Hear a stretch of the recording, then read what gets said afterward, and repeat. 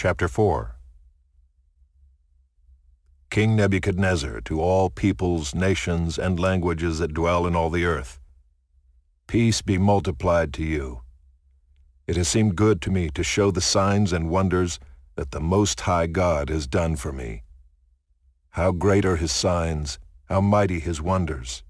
His kingdom is an everlasting kingdom, and his dominion endures from generation to generation. I, Nebuchadnezzar, was at ease in my house and prospering in my palace. I saw a dream that made me afraid. As I lay in bed, the fancies and the visions of my head alarmed me. So I made a decree that all the wise men of Babylon should be brought before me, that they might make known to me the interpretation of the dream. Then the magicians, the enchanters, the Chaldeans, and the astrologers came in, and I told them the dream, but they could not make known to me its interpretation. At last Daniel came in before me, he who was named Belteshazzar, after the name of my God, and in whom is the spirit of the holy gods. And I told him the dream, saying, O Belteshazzar, chief of the magicians, because I know that the spirit of the holy gods is in you, and that no mystery is too difficult for you, tell me the visions of my dream that I saw and their interpretation. The visions of my head as I lay in bed were these. I saw, and behold, a tree in the midst of the earth, and its height was great. The tree grew and became strong, and its top reached to heaven, and it was visible to the end of the whole earth. Its leaves were beautiful and its fruit abundant, and in it was food for all. The beasts of the field found shade under it, and the birds of the heavens lived in its branches, and all flesh was fed from it. I saw in the visions of my head as I lay in bed, and behold, a watcher, a holy one, came down from heaven. He proclaimed aloud and said thus, Chop down the tree and lop off its branches, strip off its leaves and scatter its fruit. Let the beasts flee from under it and the birds from its branches.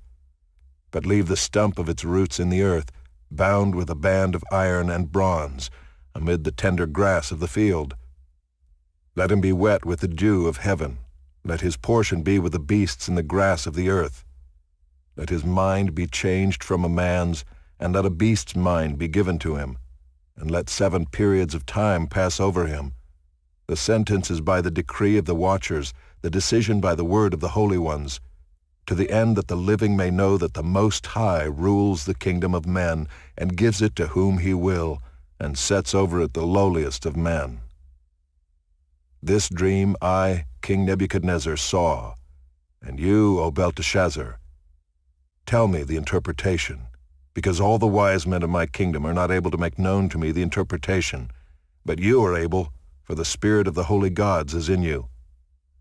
Then Daniel, whose name was Belteshazzar, was dismayed for a while, and his thoughts alarmed him. The king answered and said, Belteshazzar, let not the dream or the interpretation alarm you. Belteshazzar answered and said, My lord, may the dream be for those who hate you, and its interpretation for your enemies.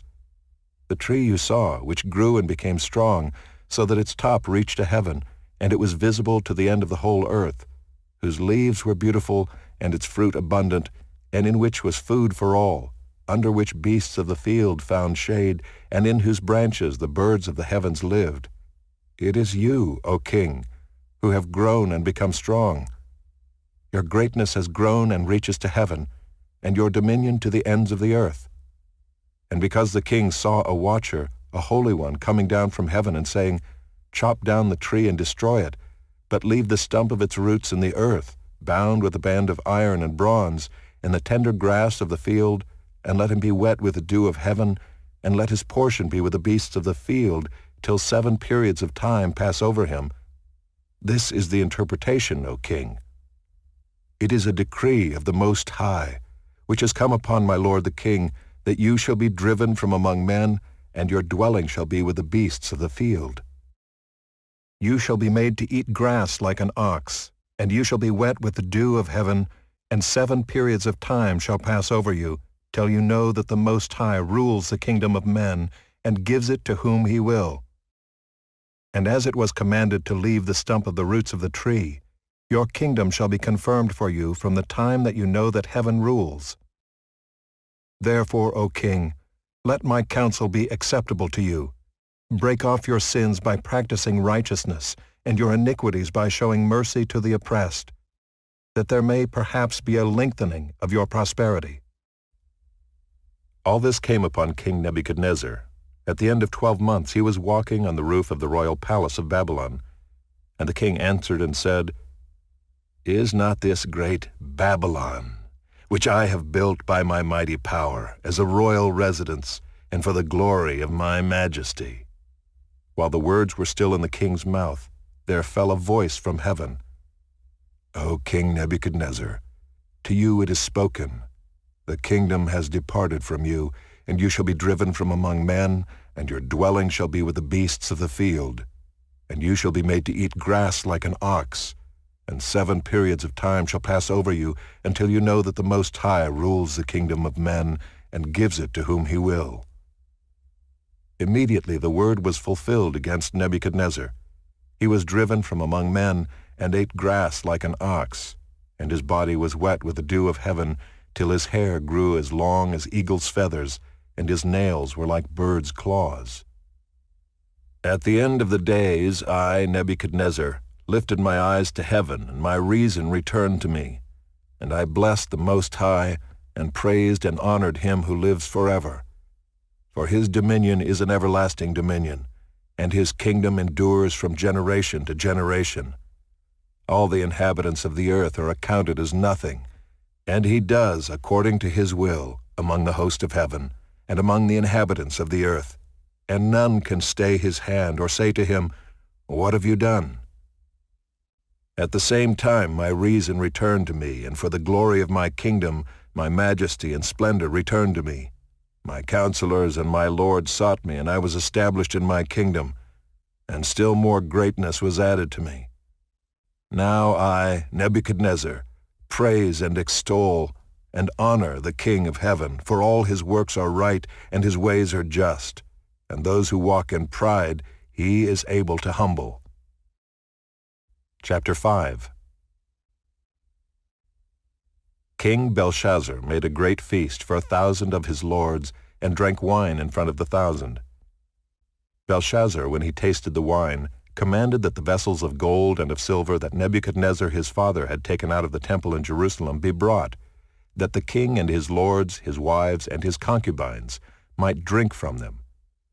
Then they brought in the golden vessels that had been taken out of the temple, the house of God in Jerusalem, and the king and his lords, his wives, and his concubines drank from them. They drank wine and praised the gods of gold and silver, bronze, iron, wood, and stone. Immediately the fingers of a human hand appeared and wrote on the plaster of the wall of the king's palace, opposite the lampstand. And the king saw the hand as it wrote.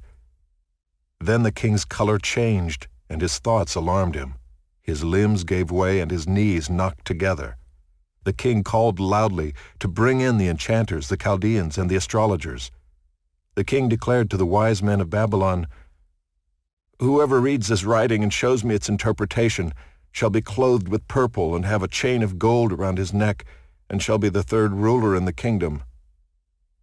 Then all the king's wise men came in, but they could not read the writing or make known to the king the interpretation. Then King Belshazzar was greatly alarmed, and his color changed, and his lords were perplexed. The queen, because of the words of the king and his lords, came into the banqueting hall, and the queen declared, "O king, live forever. Let not your thoughts alarm you or your color change. There is a man in your kingdom in whom is the spirit of the holy gods.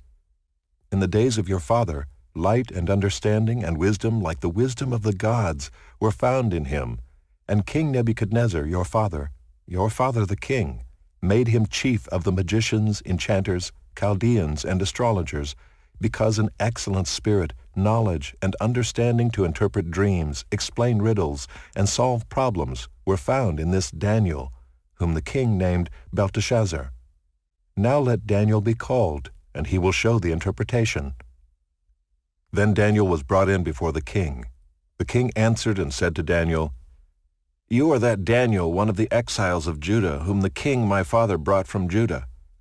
I have heard of you that the spirit of the gods is in you, and that light and understanding and excellent wisdom are found in you. Now the wise men, the enchanters, have been brought in before me to read this writing and make known to me its interpretation, but they could not show the interpretation of the matter. But I have heard that you can give interpretations and solve problems. Now if you can read the writing and make known to me its interpretation, you shall be clothed with purple and have a chain of gold around your neck, and shall be the third ruler in the kingdom." Then Daniel answered and said before the king, "Let your gifts be for yourself, and give your rewards to another. Nevertheless, I will read the writing to the king, and make known to him the interpretation. O king, the Most High God gave Nebuchadnezzar your father kingship and greatness and glory and majesty. And because of the greatness that he gave him, all peoples, nations, and languages trembled and feared before him. Whom he would, he killed. Whom he would, he kept alive. Whom he would, he raised up. And whom he would, he humbled. But when his heart was lifted up and his spirit was hardened so that he dealt proudly, he was brought down from his kingly throne, and his glory was taken from him. He was driven from among the children of mankind, and his mind was made like that of a beast, and his dwelling was with the wild donkeys. He was fed grass like an ox, and his body was wet with the dew of heaven, until he knew that the Most High God rules the kingdom of mankind, and sets over it whom he will. And you, his son, Belshazzar, have not humbled your heart, though you knew all this. But you have lifted up yourself against the Lord of heaven. And the vessels of his house have been brought in before you, and your lords, your wives, and your concubines have drunk wine from them. And you have praised the gods of silver and gold, of bronze, iron, wood, and stone, which do not see or hear or know. But the God in whose hand is your breath, and whose are all your ways, you have not honored. Then from his presence the hand was sent, and this writing was inscribed. And this is the writing that was inscribed: Mene, Mene, Tekel, and Parsin. This is the interpretation of the matter. Mene, God has numbered the days of your kingdom and brought it to an end. Tekel, you have been weighed in the balances and found wanting. Peres, your kingdom is divided and given to the Medes and Persians. Then Belshazzar gave the command, and Daniel was clothed with purple, a chain of gold was put around his neck, and a proclamation was made about him that he should be the third ruler in the kingdom. That very night, Belshazzar the Chaldean king was killed. And Darius the Mede received the kingdom, being about 62 years old. It pleased Darius to set over the kingdom 120 satraps to be throughout the whole kingdom, and over them 3 high officials, of whom Daniel was one, to whom these satraps should give account, so that the king might suffer no loss. Then this Daniel became distinguished above all the other high officials and satraps, because an excellent spirit was in him, and the king planned to set him over the whole kingdom. Then the high officials and the satraps sought to find a ground for complaint against Daniel with regard to the kingdom, but they could find no ground for complaint or any fault, because he was faithful, and no error or fault was found in him. Then these men said, "We shall not find any ground for complaint against this Daniel unless we find it in connection with the law of his God." Then these high officials and satraps came by agreement to the king and said to him, "O King Darius, live forever."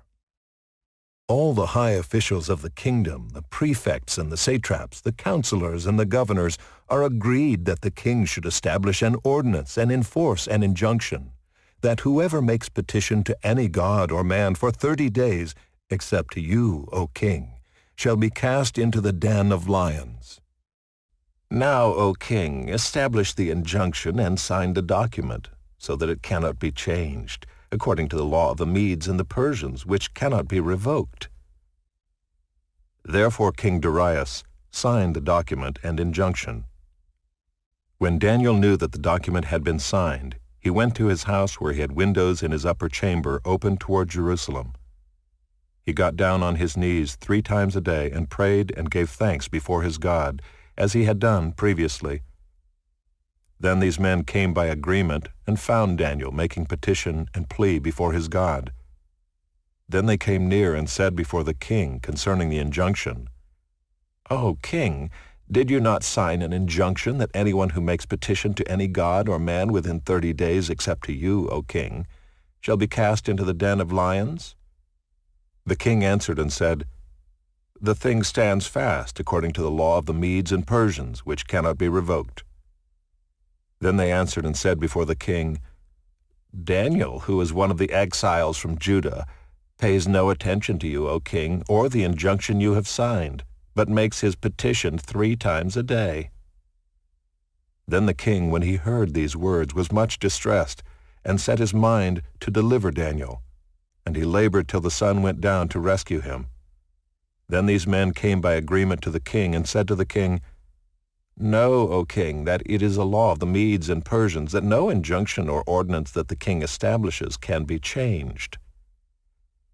Then the king commanded, and Daniel was brought and cast into the den of lions. The king declared to Daniel, "May your God, whom you serve continually, deliver you." And a stone was brought and laid on the mouth of the den, and the king sealed it with his own signet and with the signet of his lords, that nothing might be changed concerning Daniel. Then the king went to his palace and spent the night fasting. No diversions were brought to him, and sleep fled from him. Then at break of day the king arose and went in haste to the den of lions. As he came near to the den where Daniel was, he cried out in a tone of anguish.